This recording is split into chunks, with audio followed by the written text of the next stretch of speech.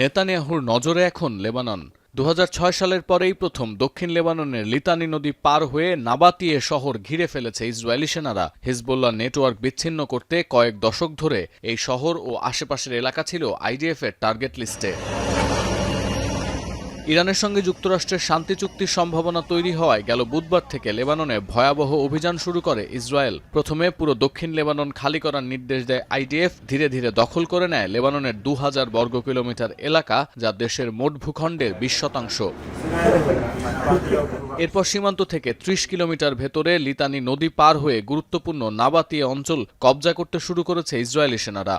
Nova LED TV, ঝকঝকে ছবি, নিখুঁত শব্দ, ৫ বছরের ওয়ারেন্টি। নোভা মানে সঠিক মান, নিশ্চিত সেবা। শহরটি লেবানন উপকূলের সঙ্গে পাহাড়ি অঞ্চল ও সমতলের সংযোগস্থল। এর আগে বৈরুতে হিজবুল্লাহর শক্ত অবস্থান লক্ষ্য করে অভিযান চালায় ইসরায়েল।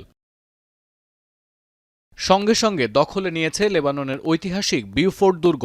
এরপর দুর্গের ওপর ইসরায়েলি পতাকা ওড়ানোর ছবি প্রকাশ করেছে আইডিএফ। ২০০০ সালে লেবানন থেকে সরে আসার আগ পর্যন্ত ১৮ বছর এটি কবজা করে রেখেছিল ইসরায়েল। ২৬ বছর পর আবারও জায়নিস্টদের দখলে ঐতিহাসিক দুর্গটি।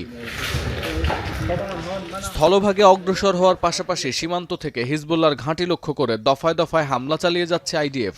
শনিবারের হামলায় বেশ কয়েকজন বেসামরিক নাগরিক হতাহত হয়েছে বলে জানিয়েছে লেবাননের স্বাস্থ্য মন্ত্রণালয়। এদিকে ভয়াবহ এই পরিস্থিতির মধ্যেই লেবানিজ সেনাদের সহায়তায় শহর ছাড়ছে নাবাতিয়ার বাসিন্দারা। অ্যাম্বুলেন্সে করে সরিয়ে নেওয়া হচ্ছে তাদের। بالمنطقة اللي نحن فيها يعني أصل بعيد صوبة بلير على الطاهر هيك على تشايف، ونحن صرنا بالوادي هون وقاعدين بستان يعني ما بتعرف المسيرات كيف. এমন পরিস্থিতিতে জাতিসংঘের উদ্বেগ। চলমান এই সংঘাতের জেরে দক্ষিণ লেবাননে ত্রাণ সরবরাহ ব্যাপকভাবে ব্যাহত হচ্ছে। তবে ইসরায়েলি বাহিনীর বিমান হামলা ও স্থল অভিযানের তৎপরতা নজরে রাখছে সংস্থাটির শান্তিরক্ষা মিশন। সতীর্থ কর্মকার, এখন বিশ্ব।